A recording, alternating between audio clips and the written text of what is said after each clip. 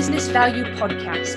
This podcast is brought to you by Mastery Partners, where our mission is to equip business owners to maximize business value so they can transition their business on their terms. Our mission was born from the lessons we've learned from over 100 business transactions, which fuels our desire to share our experiences and wisdom so you can succeed. Now here's your host, CEO of Mastery Partners, Tom Bronson. Hi, this is Tom Bronson, and welcome to Maximize Business Value, a podcast for business owners who are passionate about building long-term, sustainable value in their business. In this episode, I'd like to welcome our guest, Mark Mitford, who's principal at HR Catalyst Consulting. Mark and I have been friends for close to 20 years, maybe over 20 years at this point. And he's worked with me at some of my businesses and is a partner with us here at Mastery Partners. Now, for our long-term listeners, and I mean really long-term listeners, you might recall that Mark was the very first guest. It was episode number 2. That was 123 episodes ago, where he talked about building a great culture in your business, a topic that resonates today. If you haven't heard that, I invite you to go back to my early days as a podcaster and hear the difference between then and now. But great information that Mark gives. So, Mark, welcome back to Maximize Business Value. Great, Tom. Thanks for having me again. Yeah, you've got something that I really am fascinated to talk about today, but we'll get to that in a second. Tell us about your background and HR Catalyst. Okay, so great. So HR Catalyst, the short version of it, corporate career, about 23, 24 years in corporate America, kind of rose up the ranks of the HR world. A couple of notable companies I worked for, Ericsson, Nortel, Texas Instruments, PepsiCo. And then I dropped down in size to middle market size companies, anywhere between about 50 million to 500 million in revenue. And there I was the head of HR. And that really was the genesis for HR Catalyst. So with HR Catalyst, what we do is, the fancy term for it is we are a fractional strategic HR consulting firm.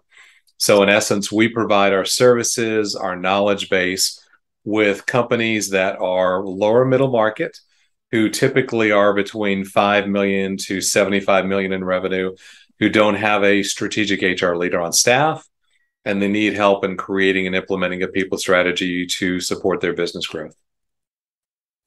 I like that. Now, fun fact, although it really frustrates me to always have to say this, at one of my companies, Granberry Solutions, I was Mark's second client. Now, we should have been the first because I like to think that I had a little bit to do with talking him into hanging a shingle and offering services to companies like mine. But he came to me second. So hopefully you're not holding that against me. Grudges are, I keep them around, like pets. So, fair enough. But I'm excited really today to talk about your new product, the HR Starter Kit. Now, it's something that you've talked about doing for a long time, and I'm really glad that the product is now out. So what is an HR Starter Kit? It's almost, it almost lends itself to the name itself, Tom, is that there are so many businesses that are truly either startup businesses or they're a single brick and mortar, like a family-owned restaurant, bookstore. I live in Grapevine, so I think of a lot of organizations, a lot of the buildings and offices and businesses that are on Main Street in Grapevine.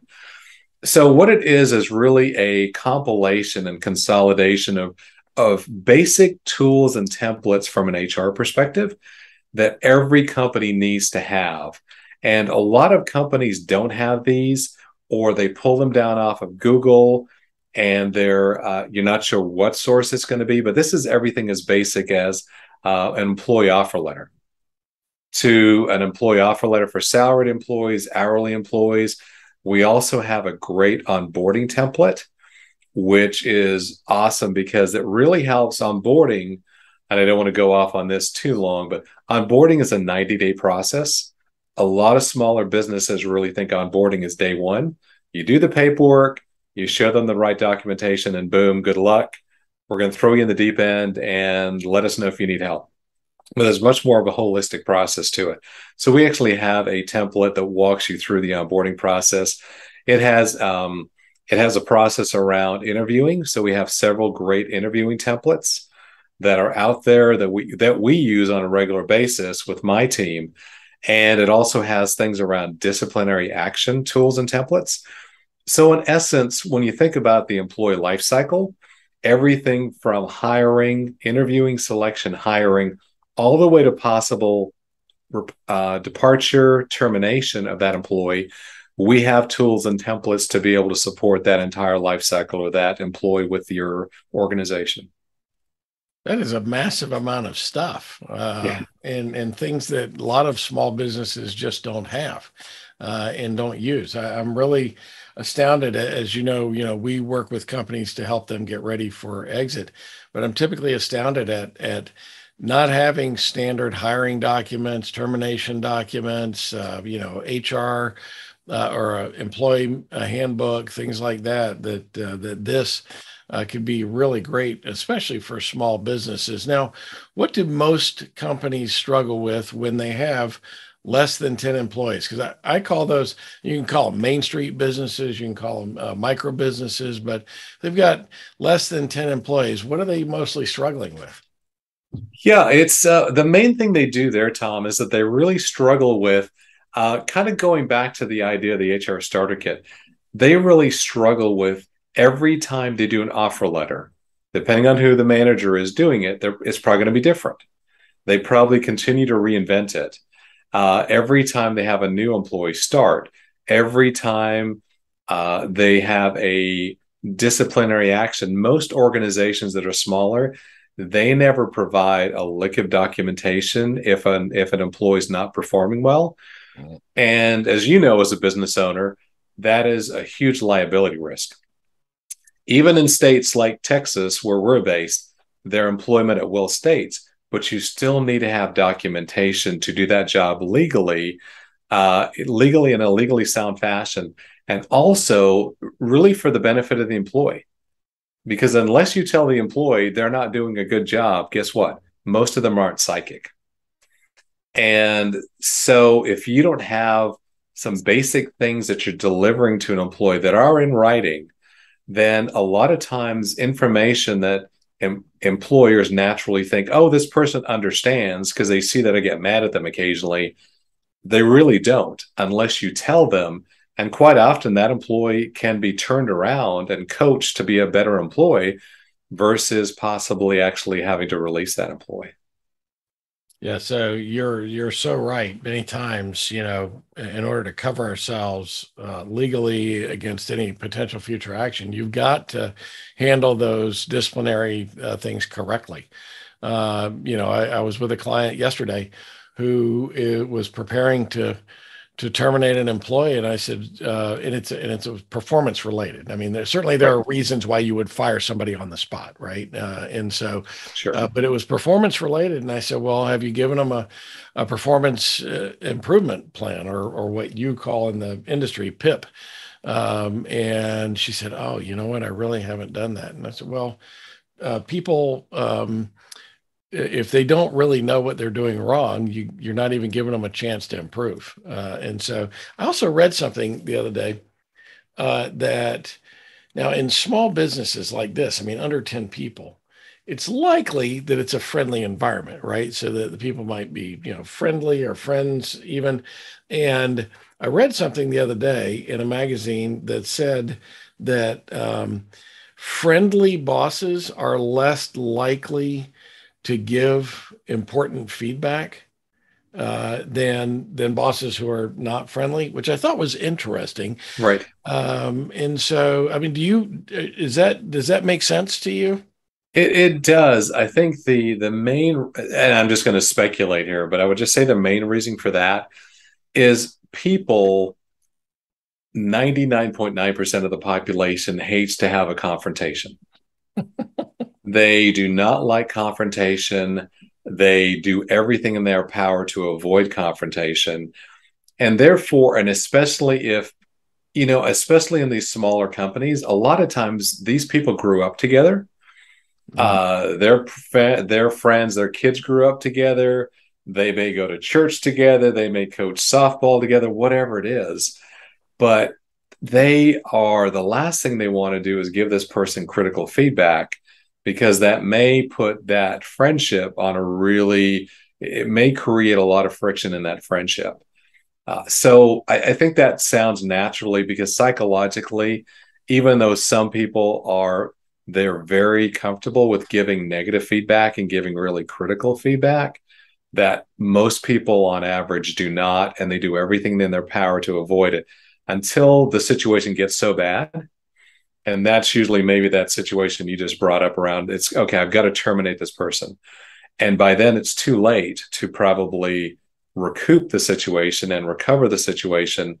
And also, without any documentation, it creates a really big liability risk. And even a small company that makes $500,000, million in revenue, if that employee comes back and sues you for some sort of a termination action, it could put you out of business. And that's a really sad thing that some companies, my classic line there, Tom, is I say, some companies really never did anything wrong, but they never actually did anything right. So, right. And that works on every area outside of even HR. If you don't have your ducks in a row financially, if you don't have your ducks in a row in a sales perspective, marketing perspective, if you continue to do things that are not right, it's probably the chance of your business growing and making it over $1 million and so on. As you know, when you grow a business, it's really hard to get from $1 million to $10 million. And most companies don't do that simply because they don't have scalable processes. And that's what we're trying to do with the HR starter kit.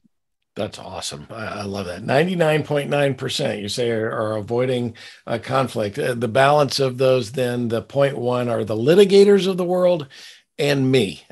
Yeah, exactly. There you go. Because you were my HR executive on a fractional basis in my company, I was never shy about giving feedback. You weren't, and sometimes you gave me some pretty critical feedback, which was needed. So it's. Yeah. I figure, if you see that opportunity to give the feedback, then give it, right? And so, because the other person will never know. And a lot of times, if you don't give that feedback, then you build up resentment toward that person. And why haven't they figured this out? Well, because you haven't said anything to them yet, right? Exactly. So, well, what kinds of companies would need an HR starter kit? Sure, I would say. The first and foremost is a company that is probably in its first 1 to 2 years of business.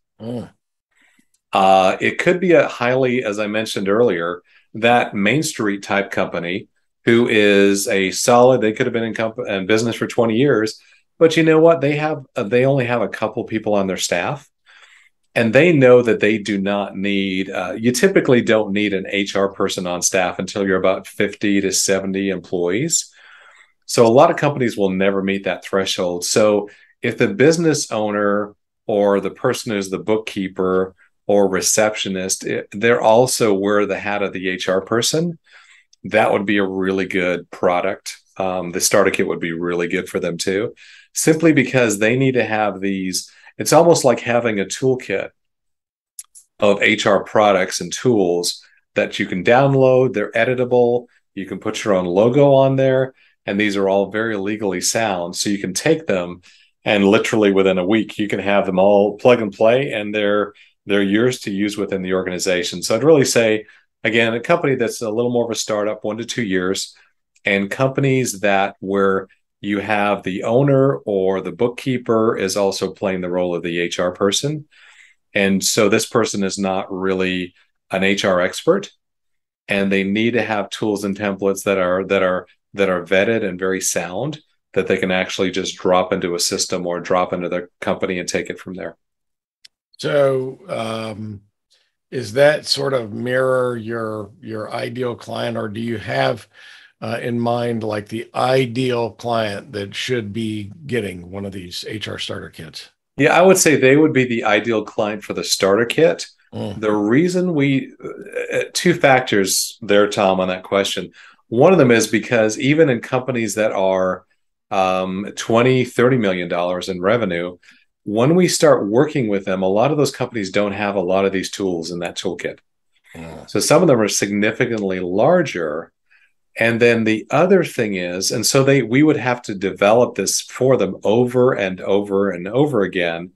So finally, I got in my thick head to say, why don't we just make a product and see if we can offer this product at a very reasonable price, and then be able to actually bring that to clients who are not our typical client, because our typical client is going to be probably between that 5 million to 75 million. So this is actually helping a client who's probably not the size where they would need us on a fractional basis. And we know, though, if we can do something a little bit out of goodwill and just helping that business out, then there's an opportunity where they may come back, and they could possibly, as they grow up, they might become more of that ideal target client for us. That's awesome. So before we take a quick break, we've talked about lots of reasons why this is important, but could you just articulate for the audience why the HR Starter Kit is so important for businesses? I would say the key reason is that every business, as you're an expert on, is every business needs to have scalable products and services and processes. So one of the key things is creating scalable processes in the HR function. And then the other big one is around making sure legally you don't say anything, because some companies, what they do or don't put in some of the documentation that they present to employees is really scary. And so helping those companies bringing them tools that are vetted, that are sound, that we know, and these are tools that I've used for years, that these companies will help to minimize liability exposure. And also, even with an offer letter, for an example, something basic that you should have in your offer letter is you talk about at-will employment. But a lot of companies don't. And so it's amazing that and some of these offer letters are 3 pages long, but a lot of times they don't put any of this information in there that are just so basic and intuitive for somebody that's been in HR for 30 years, but they don't have some of those things covered off. So I'd say that's another really good reason why an HR Starter Kit would be advisable for any business that doesn't have those tools and the tools in that toolkit to download that and purchase it, and then start using it next week. That's awesome. You mentioned, a 3-page offer letter. I was just meeting with one of my referral partners earlier today, and they told me of a time when they were working for another company that their employment contract was 75 pages long. That's a little bit of an overkill, I think. I would very much agree with you. That's a little bit of an overkill. You aren't going to get a 75-page employee agreement in this HR Starter Kit. It's to the point. It's great stuff. Well, let's take a quick break. We're talking with Mark Mitford. We'll be back in 30 seconds. Every business will eventually transition, some internally to employees and managers, and some externally to third-party buyers. Mastery Partners equips business owners to maximize business value so they can transition their businesses on their terms using our 4-step process. We start with a snapshot of where your business is today. Then we help you understand where you want to be and design a custom strategy to get you there. Next, we help you execute that strategy with the assistance of our amazing resource network. And ultimately, you'll be able to transition your business on your terms. What are you waiting for? More time? More revenue? If you want to maximize your business value, it takes time. Now is that time. Get started today by checking us out at www.masterypartners.com or email us at info@masterypartners.com to learn more. We're back and we're talking with Mark Mitford, principal at HR Catalyst Consulting, and we're talking about their new HR starter kit. You know, it's interesting. We don't really talk about a lot of products on our podcast, but this is one that I just feel like is so important. Having run so many small businesses through the years, it's the area of HR is perhaps one of the more neglected areas for kind of getting things. As you mentioned, you know, processes formed and certain guidelines about how you do things. So I'm very excited about this product. So what do companies need now? I mean, let's talk about kind of the human side of it and the growth and scaling, because a lot of our listeners are really interested in growing their business and making it more valuable. So, Mark, you've been around for a long time, and you're actually a business owner, right? You've got folks that work with you. What do companies need to scale and grow successfully? Yeah, I would say, Tom, just like as I mentioned a few minutes ago in the starter kit, I would say that really when they come down to it, they need to have very well outlined and documented processes for how they close the books, how they run operations, having good metrics. I would say having really, really good metrics, having a sales process. As we know, we know several sales experts, but really having a defined sales process. What does that look like? And then making sure they have the discipline to actually repeat the processes. So it's one thing to actually create them, but very similar on the starter kit from an HR perspective, making sure that every time you do an offer letter, making sure it's the same offer letter, making sure when you onboard somebody, you're using the onboarding process that we provide in the starter kit. So I would say the biggest thing that hinders companies from scaling is every time they do something, they reinvent the wheel. And if you are a company, even if you're a company that has 20, 30, 50 employees, if every time you're doing something, every time you're writing up an employee for a performance issue, you're reinventing the wheel versus actually having a template that you can go in and within 5 minutes, all the legal language is in there. You can go in there when within 5 minutes, you're ready to deliver a written warning to somebody or a verbal warning to somebody. So the good thing is that I would say scalability of processes is the biggest downfall of most organizations who never make it to $1 million and $10 million, et cetera. You know, it's interesting. One of the great people companies out there, Southwest Airlines, which has, been for a long time the darling of the airline industry. Herb Kelleher, famously said years ago when Wall Street was trying to demand faster growth from them because they were growing at basically 15% a year. He famously said, I can only grow my business as fast as I can grow my people. And scientifically, I've already proven that I can only grow my people at 15% a year.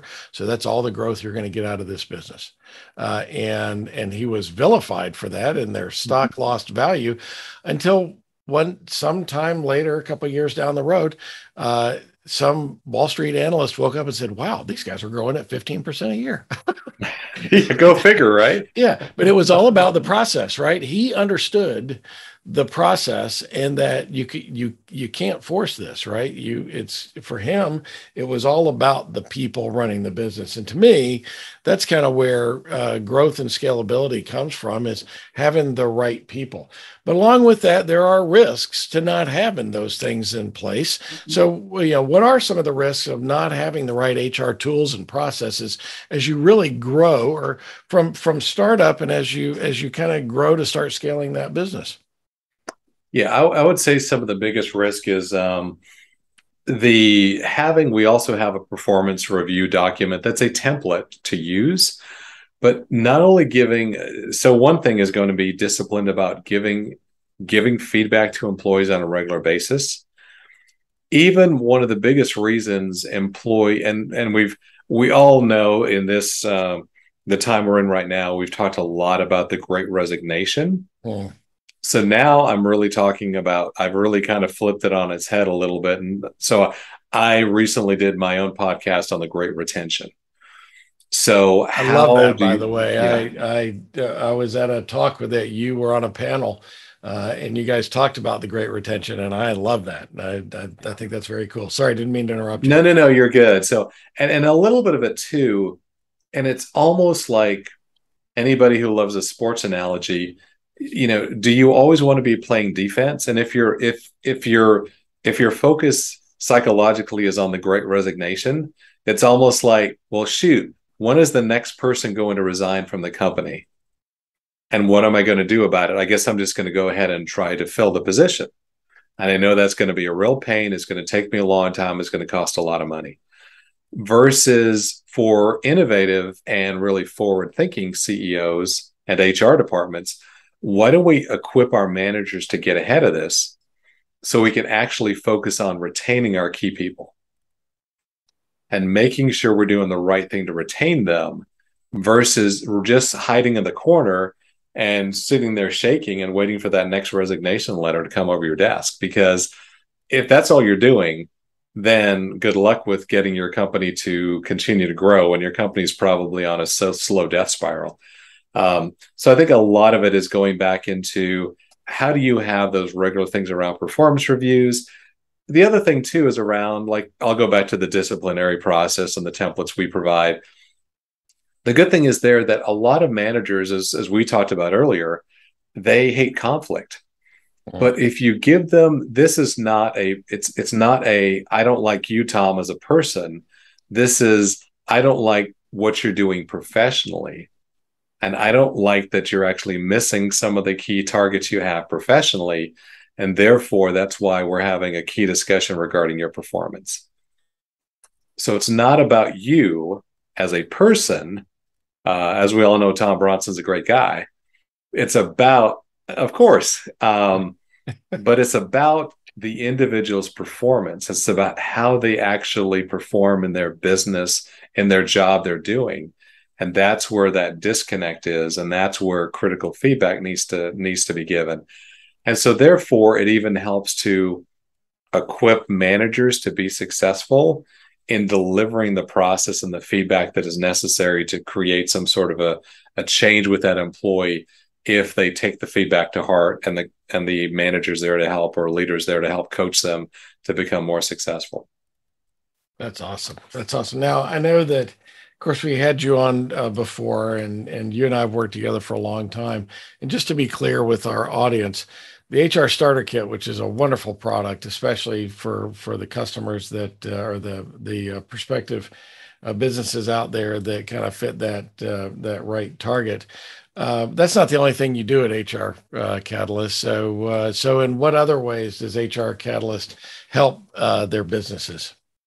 Yeah, thanks. So a couple of ways we help is we act as, first and foremost, we really act as a trusted advisor on everything people related within the business.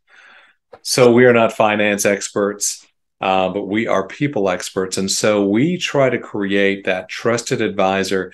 There are very blessed that there's several CEOs that I work with who openly tell me that I'm the only person that they tell some of the things they tell me about within their leadership team. Oh. And it takes a while to get to that relationship. But that's, so a little bit of it is because the beauty of being an outside consultant or an outsider looking in is that when I give critical feedback, it's in the spirit to help somebody. It's not in the spirit to play a political mind game with them. So it's really in the spirit to help. A few, if you would, services we provide. We have a 10-module program on leadership. That is, if I call it, I call it Leadership 101. It's really geared towards first-time leaders and all the way up to mid-level leaders. And a lot of organizations that are growing quickly, one of the biggest areas they're deficient with is their lack of leaders and their lack of good leadership and a leadership framework that's successful. We do work on mergers and acquisitions, both on the due diligence side from an HR perspective and the integration side. Working with 2 clients right now on succession planning to help them on the succession planning side. That's going to be strictly on the people side. So if that business owner does retire in 3 years, who is their logical successor? And how do we make sure they have the leadership bench strength to be able to continue for that organization to be successful versus when that key leader leaves, there goes 80% of the client base with that key leader. So those are a couple of things. In essence, we're an outsourced VP of HR. And so we do primarily focus on strategy, but we have things like the starter kit. We can help a company with an employee handbook that's legally sound for their state. It's not in the starter kit because it is a lot of times there are state specific requirements. And so to put one handbook out there that would fit everything would be impossible for us. And we would actually be doing a disservice to anybody who purchased it. But that's something we can readily help them with if they do need an updated handbook. Awesome. So how much does the HR starter kit cost, and where can our audience purchase it? The HR starter kit is offered for $895. That's a bargain. So we wanted to price it under $1,000. And where you can find it is on our website, so hrcatalyst.consulting.com. If you go under What We Do tab, and it's actually right under that tab under HR Starter Kit. Awesome. We are also going to have a link on our website this week, and we'll send it out in our newsletter this week. If you're getting this podcast, it's very likely that you're subscribed to our newsletter, but we'll have a link in our newsletter to how you can go and purchase that. I just strongly suggest it for those small businesses. Well, just one last question before we get into the normal wrap-up questions that we always ask, and that is, what sets HR Catalyst apart from other HR firms? Yeah, it's kind of one of those things. If I could have a do-over, Tom, I refer to the company. I think we all would love do-overs, and maybe over many things. It would be that the way we actually project ourselves. So even business cards, our website. So we are not. When you think about consulting or consultants, everybody on the HR Catalyst team we are not consultants. We are actually HR professionals who grew up in the trenches of HR. And we actually then later in our careers, for myself 9 years ago, we actually then migrated over to the consulting world. So we didn't grow up with the Accentures, the Deloittes, the KPMGs, and again, great companies, but we didn't grow up in the consulting world with a great MBA from a great school, but we had no practical experience. All of us, even myself on a regular basis, I roll up my sleeves and get my hands dirty. So I love to be in the trenches with my clients, and we are the ones, we don't tell you just how to do it. We also actually help you do it. So that's one of the biggest differentiators for us. I love that. A lot like you. I've same thing. I've not been a lifelong consultant. I have sat in the business owner seat for most of my career, and now I help other business owners kind of achieve same thing. And I can vouch for HR Catalyst because, as I said, I was a client of Mark's, and he did great things for us to help mitigate some of that risk, and always was the guy on my team that was not afraid to give me direct feedback on something that I've done, because throughout my career, I have been drug into the HR office more than once because I've said something wrong or did something wrong. And and he does that in a gentle way. And so I can tell you, because I've been on the receiving end of it. Well, one last business question, Mark. You're a business owner. And of course, this podcast is all about maximizing business value. What is the one most important thing that you would recommend business owners do to maximize the value of their business? I would really say there, Tom, it's every business owner needs to have a strong culture. They need to have a defined culture within their business. So I'll go back to the podcast I did quite a while ago with you. Mm-hmm. And because the culture, and that includes a mission or purpose statement, set of core values, and actually just not every company has a culture. And if the culture is not driven by the leadership team and the executive team, then it's driven by the employees. And occasionally then it's the old analogy of the prisons. The prisoners are running the prison, Mm. So I'm making sure have a well-defined and intentional culture and make sure you reinforce that continuously. Even though some of the leaders may get sick and tired of talking about the core values and things like that, that is the only differentiator you have in your business. Everyone else can replicate what you do. And that's amazing. And I've lost count of how many industries I've worked in. But if you don't have a defined and strong culture, anyone else can replicate your products. And so that's actually what's going to separate you and differentiate you from the pack. That is so important, so important. And I would encourage folks to go back and listen to that second podcast of our podcast number 2. It's right on our website or anywhere where you found this podcast on any of the podcasting stations, Apple and Google and YouTube and all that. You can find it right there and go back and do that. And I just want to emphasize something you said, and it may have been something that you said to me a long time ago, or it may have been somebody else. I can't remember. My rule is when I hear something, I give the person credit the first time, and then it's mine after that. So you Fair may enough. have been the one who said this. If you are not intentional and define your corporate culture, someone else is. And that's very true, Tom. And so I think you may have told me that, or somebody through the years. All right. Well, we're down to the bonus question. I've asked you this question before, and we're not going to go back and compare the answers, but anybody who goes back and listens can do that. What is the personality trait that has gotten you into the most trouble through the years? Yeah, it's there's several. Probably curiosity. Really? Yeah, I would say curiosity because sometime, and even though I've been a career HR person, I have been known to say or ask questions that are perhaps a little bit not politically correct. So, and the HR guy is the worst offender. Yeah, we typically are, and I know several who fall right in that category. So I'd say, and you could say it's in the spirit of it was just intellectual curiosity, but perhaps curiosity was one of those things that occasionally in hindsight is like, shoot, I wish I didn't ask that question to that individual, because I'm the type too that I love to find out about a person.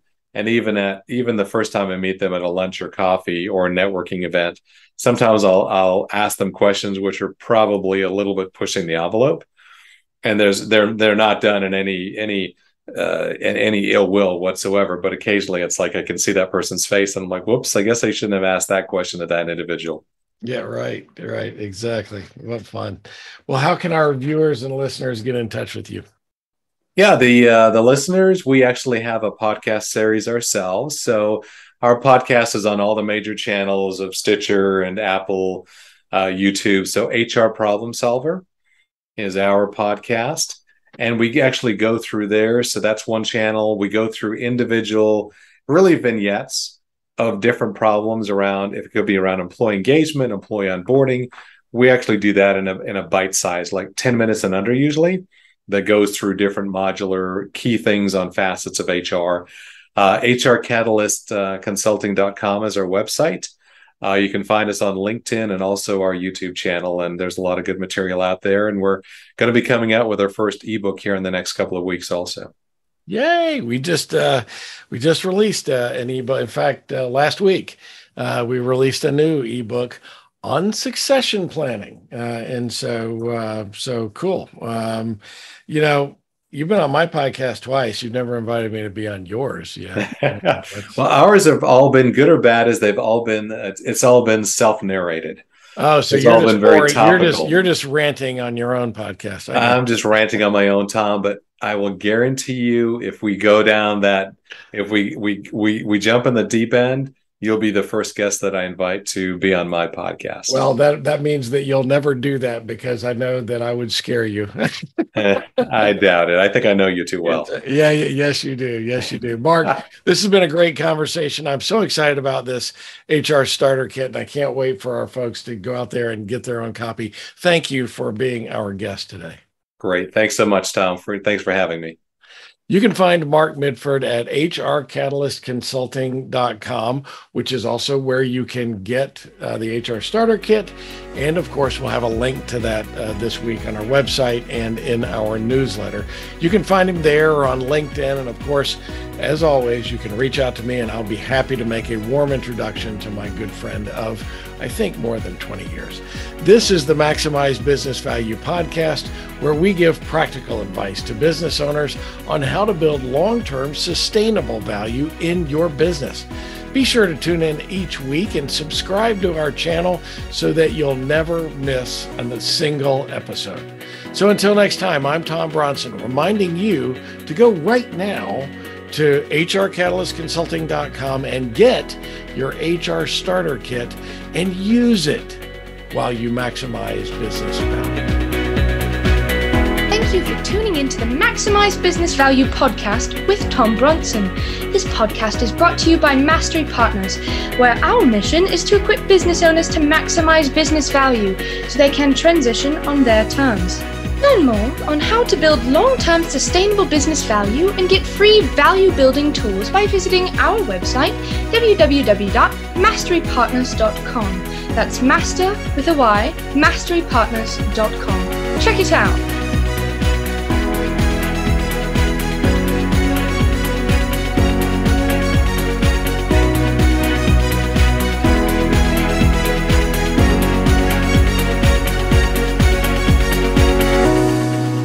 That was perfect. I wouldn't make any changes on that.